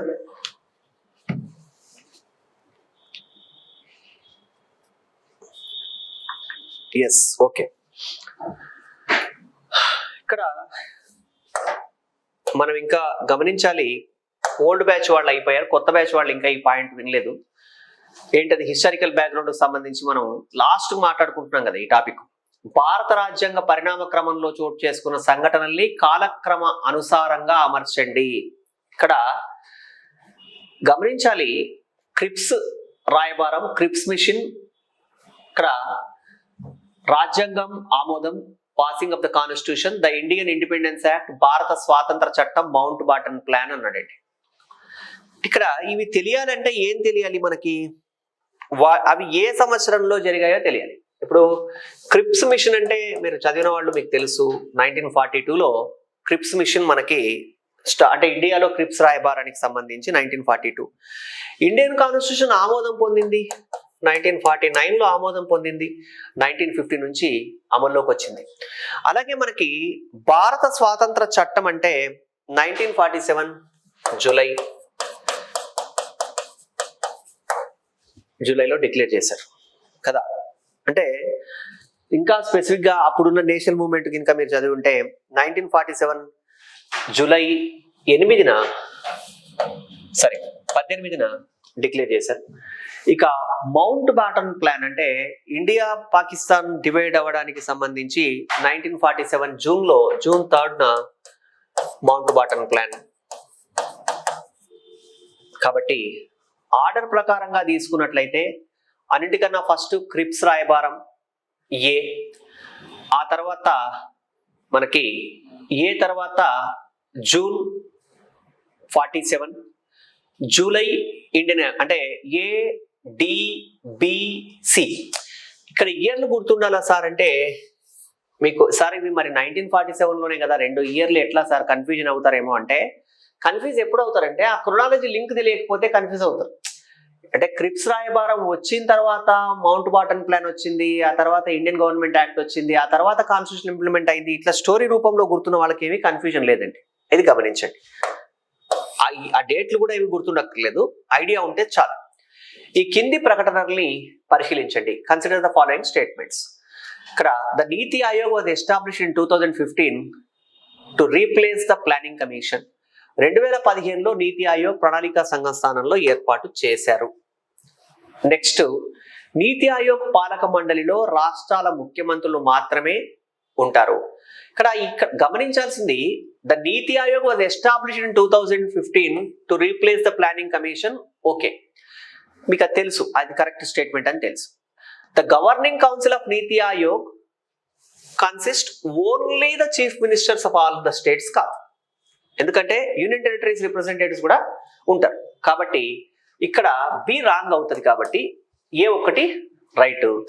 దీంట్లో పెద్ద ఇబ్బందికరమైనటువంటి అంటే ఇది మరీ అభ్యర్థి ఇబ్బంది పడేంత పెద్ద ప్రశ్న అయితే కాదు. నెక్స్ట్, ఇలాంటి క్వశ్చన్లు వచ్చినప్పుడు ఇది పుస్తకంలో నుంచి వచ్చిందా లేదా ఇట్లాంటివి చెప్పడం కొంత అహేతుకంగా ఉంటుంది. ఎందుకంటే ఈ క్వశ్చన్ని ఎగ్జామినర్ ఈ క్వశ్చన్ ఫ్రేమ్ చేస్తున్నప్పుడు ఏదో కారణం చేత తీసుకుని ఉంటాడు. కాబట్టి ఇక్కడ గమనించాలి, ఎంపీ బెస్బారువా కమిటీ నియామకం దేనికి సంబంధించింది అంటున్నాడండి. అంటే అప్పుడు ఏంటి ఢిల్లీలో మీరు అంటే ఈ ఎంపీ బెస్బారువా కమిటీని ఏర్పాటు చేయడం వెనకాలన్న బ్యాక్గ్రౌండ్ ఏంటి అంటే, ఢిల్లీలో నార్త్ ఈస్టర్న్ స్టేట్స్ కు సంబంధించిన ఒక పర్సన్ ని చంపేయడం వల్ల, ఆ నేపథ్యంలో భారతదేశంలో ఈశాన్య రాష్ట్రాలకు సంబంధించినటువంటి వాళ్ళు వాళ్ళ ప్రాంతం వెలుపల ఉన్నటువంటి ఎదుర్కొంటున్నటువంటి ఇబ్బందుల్ని దృష్టిలో ఉంచుకొని ఏర్పాటు చేసినటువంటి కమిటీ అండి ఇది. కాబట్టి దేశంలోని ఇతర ప్రాంతాల్లో నివసిస్తున్నటువంటి ఈశాన్య రాష్ట్రాల ప్రజలకు సంబంధించింది. ఈ ప్రశ్న ఎవరన్నా పుస్తకంలో రాసి ఉండుంటే, అంటే పాలిటీ పుస్తకంలో అది రాసి ఉండుంటే అది మోస్ట్ అబ్నార్మల్ పాయింట్ కంటే కన్సిడర్ అవుతుంది. ఎందుకంటే ఆ స్టోరీ వాళ్ళు రాసి ఉన్నప్పుడు మాత్రమే అది రాయగలరు. మరి ఇది పాలిటీలో అయితే ఉన్న ప్రశ్న అయితే కాదండి. నెక్స్ట్,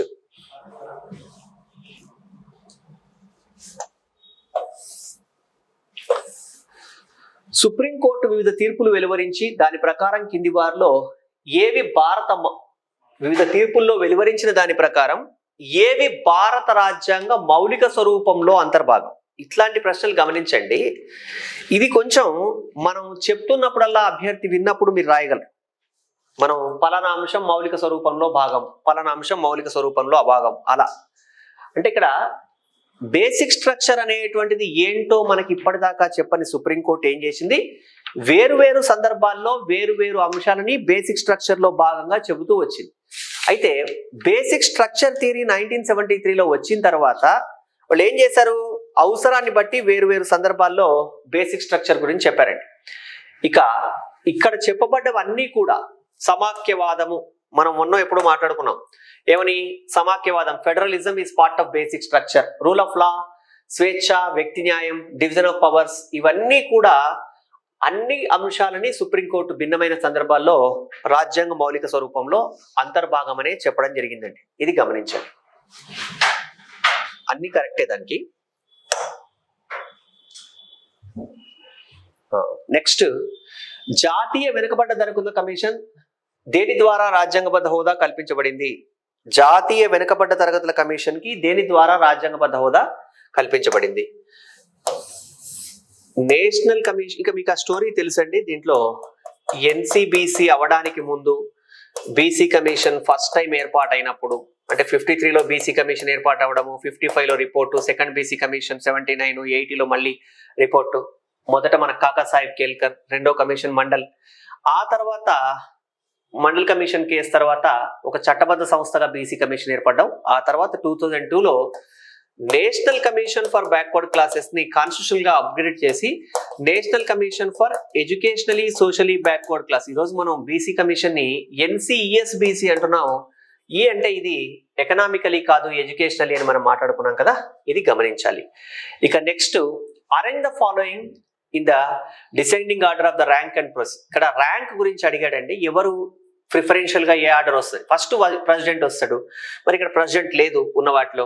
తర్వాత వైస్ ప్రెసిడెంట్ తర్వాత next prime minister, former presidents, ఆ తర్వాత నెక్స్ట్ స్పీకరు 7th ప్లేస్కి వస్తాడు. కాబట్టి ఇక్కడ ACBD అంటే ఇది ప్రోటోకాల్ కి సంబంధించి ఇక్కడ ఆర్డర్ ఏ ఆర్డర్లో వస్తున్నారని. నెక్స్ట్ ప్రాధాన్యతలో వాళ్ళ ఆర్డర్ని గుర్తించమన్నాడండి, అది గమనించండి. నెక్స్ట్ ఇంకొక ప్రశ్న, భారత రాజ్యాంగ సభ సమావేశాల నిర్వహణ మొత్తం కార్యాచరణలో అనుసరించిన పద్ధతులు ఈ కింది వాటిలో ఏవి? అంటే కాన్స్టిట్యూంట్ అసెంబ్లీ డిబేట్స్ జరిగినప్పుడు ఏం జరిగాయి అసలు అంటే, ఇక్కడ ప్రిన్సిపల్ ఆఫ్ అకామిడేషన్ సర్దుబాటు జరిగిందండి. అంటే సర్దుబాటు అంటే దీని అర్థం ఏకకేంద్ర లక్షణాలు సమాఖ్య లక్షణాలు రెండూ తీసుకోవడం సర్దుబాటు. చాకచక్యమైన ఎంపిక మరియు దిద్దుబాటు, the art of selection and modification అంటే భిన్నమైన అంశాలు భిన్నమైన దేశాల నుంచి తీసుకోవడం అనేటువంటి దాన్ని art of selection and modification అంటారు. అలాగే ఇంకా ఏంటి అంటే, గ్రాన్యుల్ ఆస్టిన్ తన పుస్తకంలో రాస్తాడు, Indian constitution A corner stone of nations అనే పుస్తకంలో గ్రాన్యుల్ ఆస్టిన్ ఏమంటాడంటే, ఇక్కడ డిసిషన్ మేకింగ్ బై కాన్సెన్స్, ఇక్కడ సర్వసమ్మతితో నిర్ణయీకరణ జరిగిందా అంటే, భారత రాజ్యాంగ పరిషత్ గురించి చెబుతూ జవహర్ లాల్ నెహ్రూ, సర్దార్ వల్లభాయ్ పటేల్ అనే ఇద్దరు వ్యక్తులు కూడా రాజ్యాంగ పరిషత్లో ఒక పాయింట్ ఆఫ్ టైంలో వాళ్లను చూసి వాళ్లే భయపడ్డారేమో, ఎందుకంటే వాళ్ళ మీద ప్రజలకు ఉన్నటువంటి నమ్మకం అలాంటిది. చాలా విషయాల్లో విభేదించినప్పటికీ కూడా సర్వసమ్మతితోనే రాజ్యాంగం చాలా వరకు రూపొందించబడిందని చెప్పడం జరిగింది. అలాగే అభ్యంతరాల విషయంలో రహస్య ఓటింగ్, అక్కడ సీక్రెట్ ఓటింగ్ డ్యూరింగ్ ద కంటెస్టేషన్స్, అభ్యంతరాల విషయంలో రహస్య ఓటింగ్ జరగలేదండి. ఒక్కొక్క భాగం విషయంలో జరిగింది కానీ అభ్యంతరాల విషయంలో జరగలేదు. కాబట్టి ఏ ఒక్కటి కాకుండా మిగతావన్నీ కరెక్టే. ఈ ప్రశ్నకి సమాధానం అంటే దీన్ని ఏ బేస్లో, ఈ ప్రశ్నకి సమాధానం పుస్తకం చదివి అభ్యర్థి రాయడం అంత సులభం కాదు. ఫిలాసఫీ ఆఫ్ కాన్స్టిట్యూషన్ ని అర్థం చేసుకోగలిగితే అప్పుడు రాయొచ్చు. ఈ ప్రశ్న రాంగ్ అయితే పెద్దగా ఆలోచించాల్సిన విషయం ఏమి లేదండి. మనం అది ఓవరాల్ గా కాన్సెప్ట్ తెలిస్తేనే ఆన్సర్ రాయగలుగుతారు. పుస్తకంలో ఒక లైన్ లో ఈ పాయింట్ ఇక్కడ ఉండదు. ఒకవేళ ఎక్కడైనా ఉండుంటే అది ఒక పాత ప్రశ్నని లేకపోతే గతంలో జరిగిన ప్రశ్నని యాజ్ ఇట్ ఈజ్ గా రాసినట్టు అవుతుంది. నెక్స్ట్ 106 కాన్స్టిట్యూషన్ అమెండ్మెంట్ కి సంబంధించి సరైనవి ఏవి? ఇక 106 కాన్స్టిట్యూషన్ అమెండ్మెంట్ అంటే మీకు తెలుసు, ఇంతకుముందు మనం చూసినటువంటి అంశమే. ఏంటి? ఉమెన్ రిజర్వేషన్ బిల్లుకు సంబంధించినటువంటి అంశం. ఇక్కడ ఉమెన్ రిజర్వేషన్ బిల్లుకు సంబంధించి సామాజికంగా ఆర్థికంగా వెనుకబడ్డ వర్గాలు కాదండి. ఢిల్లీ శాసనసభలో మహిళలకు కేటాయించి 1/3 మహిళలకు ఇచ్చారు, ఢిల్లీలో ఇచ్చారు. అంటే రాష్ట్రాల్లో కేంద్రపాలిత ప్రాంతాలైన ఢిల్లీ, పుదుచ్చేరిలో కూడా ప్రతి రాష్ట్ర శాసనసభలో మహిళలకు సీట్లు రిజర్వేషన్కి అవకాశం కల్పిస్తుంది. ఈ చట్ట నియమ నిబంధనలు అన్ని నియోజకవర్గాల పునర్విభజన అంటే it's provisions shell come in to effect after the delimitation is undertaken. కాబట్టి ఒకటి కాకుండా మిగతావన్నీ కరెక్టే. దేనికి సంబంధించి అంటే 106 కాన్స్టిట్యూషన్ అమెండ్మెంట్ ఉమెన్ రిజర్వేషన్ బిల్లుకు సంబంధించి. Next, consider the following statements regarding economically weaker sections reservations.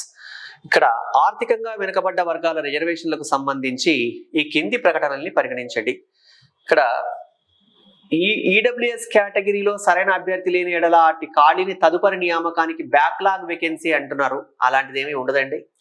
EWS కోటాలో ప్రయోజనం పొందే అభ్యర్థి సంవత్సర స్థూల ఆదాయం ఇది రాష్ట్రం నిర్ణయించాలి. కాబట్టి ఇక్కడ మనకి ఏ రాష్ట్రానికి ఆ రాష్ట్రం నిర్ణయించుకుంటూ రావాలండి. ఏది కాదు, ఆప్షన్ లేదు. తెలంగాణ రాష్ట్రంలో జరిగిన పరీక్ష కాబట్టి ఇక్కడ ఉన్న వాటిలో మనకి బి కరెక్ట్ అవుతుంది. రైట్ అండి.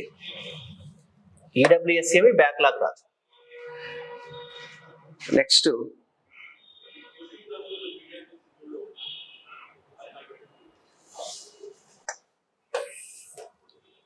నేరుగా మనం తీసుకుంటే ఇంకో క్వశ్చన్ ఉందండి. మానవ హక్కుల రక్షణ ఇక్కడ కన్సిడర్ ద ఫాలోయింగ్ స్టేట్మెంట్స్ అని ఇచ్చి ఈ కింది ప్రకటనల్ని పరిగణించండి అని. మానవ హక్కుల రక్షణ చట్టం 1993 ప్రకారం జాతీయ మానవ హక్కుల సంఘాన్ని ఏర్పాటు చేశారు, నేషనల్ హ్యూమన్ రైట్స్ కమిషన్. ఐక్యరాజ్య సమితి భద్రతా మండలి తీర్మానం మేరకు జాతీయ మానవ హక్కుల సంఘం ఏర్పాటు చేయబడింది. హ్యూమన్ రైట్స్ కమిషన్ అనేటువంటిది ఇక్కడ 1993లో human rights commission act, UNO చేసినటువంటి రెజల్యూషన్ అదే సెక్యూరిటీ కౌన్సిల్లో, కాబట్టి రెండు కరెక్టే.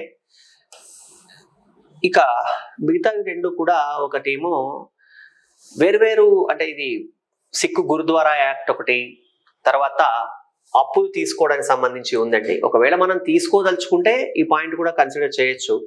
ఈ కింది వ్యాఖ్యల్ని పరిగణించండి అని చెప్పేసి, భారతదేశ ఆదాయ వనరులను పూచీగా పెట్టి దేశం లోపల నుండి కానీ బయట నుండి కానీ అప్పులు తీసుకునే అపరిమిత అధికారాలు కేంద్రానికి కలవు. రాష్ట్ర ఆదాయ వనరులను పూచీగా పెట్టి దేశం లోపల నుండి వెలుపలి కానీ బయట నుండి కానీ అప్పులు అపరిమిత అధికారం అంటే రాష్ట్రాల మీద పరిమితి ఉంటుంది, కేంద్రానికి అపరిమితి ఉండదు. కాబట్టి ఏ ఒకటే సరైనది అవుతుంది. సో ఇక్కడ ఒకసారి మీరందరూ కూడా ఈ క్లాస్ వింటున్న వాళ్ళు గమనించండి.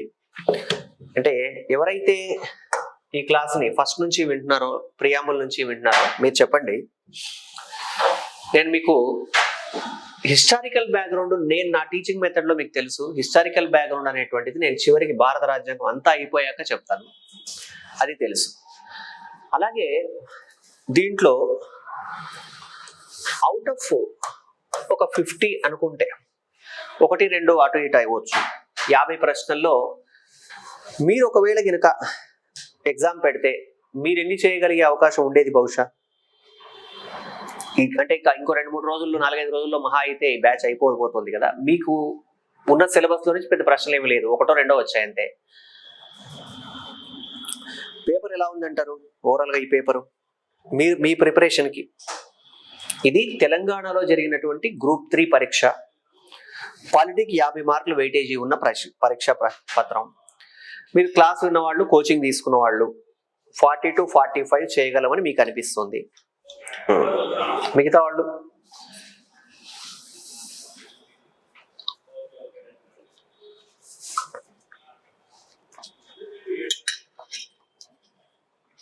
కదా. ఇక్కడ మీకు అనిపించవచ్చు, సార్ మనం ఈరోజు మన రెగ్యులర్ షెడ్యూల్లో రెగ్యులర్ క్లాస్ నడిచే సందర్భంలో ఈ ప్రశ్న పత్రాన్ని మనం చర్చించాల్సిన అవసరం ఏంటి? ఇక్కడ పాయింట్ ఏంటంటే, ఎక్కడో ఒక చిన్న అభద్రతా భావమో భయమో అభ్యర్థుల్లో ఉండి ఉంటే, ప్రిపేర్ అవుతున్నటువంటి అభ్యర్థుల్లో కనుక ఉండి ఉంటే, నా ఉద్దేశం మీరు బాగా చదువుతున్నారని, లేకపోతే మీకు అంతో ఇంతో సబ్జెక్టు విషయంలో ఒక 3-4 నెలల కిందకి ఇప్పటికి చాలా డిఫరెన్స్ ఉందని, ఒక ఐడియా ఉందని చెప్పడం మాత్రమే నా ఉద్దేశం అండి. ఇదేదో అంటే మొత్తం ప్రశ్నలు అద్భుతంగా వస్తాయి, ఇంకా ఇంకోటి అట్లా చెప్పడం కూడా నా ఉద్దేశం కాదు. ఒక ఫ్యాకల్టీ క్లాస్ చెప్పినప్పుడు క్లాస్లో ఉండే అందరు అభ్యర్థులకి ఒకే ఫ్యాకల్టీ క్లాస్ చెప్తాడు. ఉద్యోగం ఒక వ్యక్తికి ఏమో 42-45 వస్తాయి, ఇంకో వ్యక్తికి 20 వస్తాయి. అలా ఎలా జరుగుతుందంటే ఆ అభ్యర్థి పెట్టే ఎఫర్ట్ను బట్టి, ఆ అభ్యర్థి నేర్చుకునే దాన్ని బట్టి ఉంటుంది. అంతేకాని ఇక్కడ ఫ్యాకల్టీ చేస్తున్నాడని కాదు. ఫ్యాకల్టీ ఎవరైనా సరే, ఒక క్లాస్ చెప్తున్నటువంటి ఆ వ్యక్తి ఎవరైనా సరే తన లెవెల్ బెస్ట్ ఇవ్వడానికి 100% ట్రై చేస్తాడు. నేను ఇక్కడ ఒకటి చెప్పదలుచుకున్నాను, మీకు 45, 44, 43, 40 అంటున్నారు కదా, అలా గనుక మీకు వస్తే మీరు బాగా ఉన్నట్టే. కాకపోతే ఒకటి గుర్తుపెట్టుకోండి, ఈ పేపర్ మీకు అంటే ఇలాగే మళ్ళీ వస్తుందని ఎక్స్పెక్ట్ చేయకండి. ఓకేనండి? ఇంకేమన్నా అడగాల్సిన విషయాలు, మాట్లాడాల్సిన విషయాలు ఉన్నాయా? మళ్ళీ మన క్లాస్ యాజ్ యూజువల్ ఉంటుందండి రేపటి క్లాసు.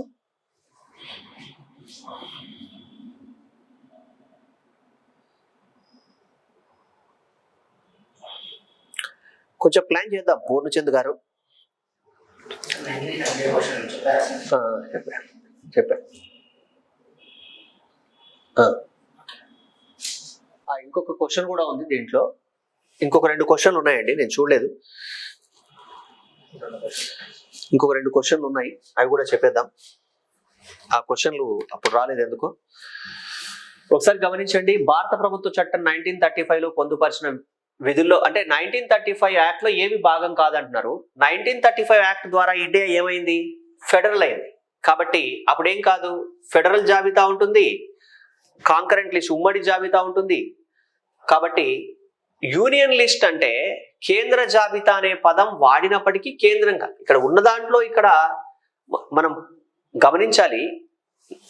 1935 యాక్ట్ ద్వారా పొందుపరచబడ్డ విధులలో అన్నాడండి. విధులు అనకూడదు. కాబట్టి ఇది మనం ఏం చెప్పినా అది కరెక్ట్ అయినటువంటి ఆన్సర్ అవ్వదు. కాబట్టి అక్కడ మీరున్న లిస్ట్ గమనిస్తే సరిపోతుంది. ఇంకా ఈ కింది వాటిలో రాజ్యాంగబద్ధ హోదా కలిగిన సంస్థ ఏది అని జోనల్ కౌన్సిల్, ఆర్థిక సంఘం, అంతర్రాష్ట్ర కమిషన్, అంతర్రాష్ట్ర కౌన్సిల్ అన్నాడు. ఆర్థిక సంఘం కాన్స్టిట్యూషనల్ బాడీ ఆర్టికల్ 280 మీకు తెలుసు. సో రైట్, ఇక్కడ ఇదేంటంటే 1 by 1 చేయాల్సిన విషయాలు కదా పూర్ణచంద్ గారు. ఇక్కడ నేను మళ్ళీ చెప్తున్నాను, మీరు ఓపిక రాస్తుంటే అవి మళ్ళీ మనం మెల్లమెల్లగా ముందుకు తీసుకెళ్దాం. మీ రిక్వైర్మెంట్కి అనుగుణంగా మనం చేయగలిగినవన్నీ చేద్దాం, దాంట్లో ఏమి ఇబ్బంది లేదు. కాకపోతే ఇక్కడ మనం ఒక ప్లాన్ అనుకున్నప్పుడు దాన్ని సడన్ గా మిడిల్ డ్రాప్ చేయలేం కదా, అందుకని.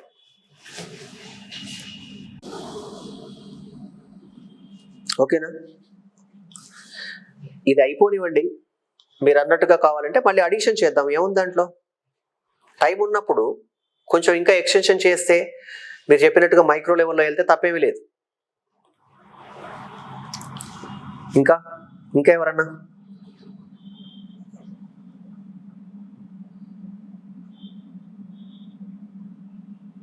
సుప్రీంకోర్టు యొక్క రిట్ జ్యూరిస్డిక్షన్ కన్నా హైకోర్టు యొక్క రిట్ జ్యూరిస్డిక్షన్ ఎక్కువ అవుతుందండి. ఎందుకంటే హైకోర్టు ఫండమెంటల్ రైట్స్ తో పాటు అదర్ కాన్స్టిట్యూషనల్ రైట్స్ ని కూడా ప్రొటెక్ట్ చేస్తుంది. ఒకవేళ భౌగోళిక పరిధిని తీసుకున్నట్లయితే సుప్రీంకోర్టు ఎక్కువ అవుతుంది, కానీ రిట్స్ నే తీసుకున్నట్లయితే హైకోర్టు ఎక్కువ. ఇంకా ఎవరన్నా ఏమన్నా అడగాల్సిన విషయాలు ఉన్నాయా?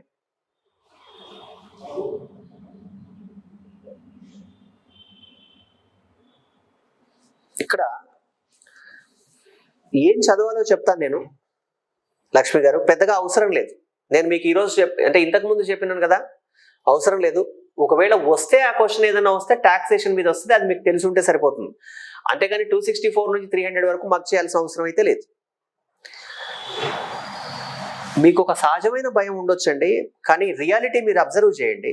ఇది హిస్టారికల్ బ్యాక్గ్రౌండ్ విషయంలో కానివ్వండి, మిగతా విషయాల్లో కానీ, అంటే ఎగ్జామినర్ ఫోకస్ ఎలా ఉంటుంది అనేది మనం ముందు కనుక గమనిస్తే 40-45 మార్కులు మధ్యలో రావడం అనేది మామూలు విషయం ఏం కాదు. ఏ ఎగ్జామ్లో అయినా సరే 44-45 మార్కులు 40 మార్కులు అనేది అంత ఈజీ అయిన విషయం అయితే కాదండి. సో మీరు ఈ ప్రిపరేషన్ ఇలాగే కంటిన్యూ చేయండి. మళ్ళీ ఏదైనా టెస్ట్ ఉన్నప్పుడు నేను మళ్ళీ అవి ఎక్స్ప్లెయిన్ చేయడం లాంటివి చేద్దాం, ఎందుకంటే అవి మీకు కొంచెం వాల్యూ అడిషన్ అవుతాయి. మళ్ళీ మనం రేపటి క్లాస్లో మిగతా అంశాలు మాట్లాడుకుందాం. మన రెగ్యులర్ క్లాస్ని రేపు మాట్లాడుకుందాం. థ్యాంక్ యూ అండి. Have a pleasant day.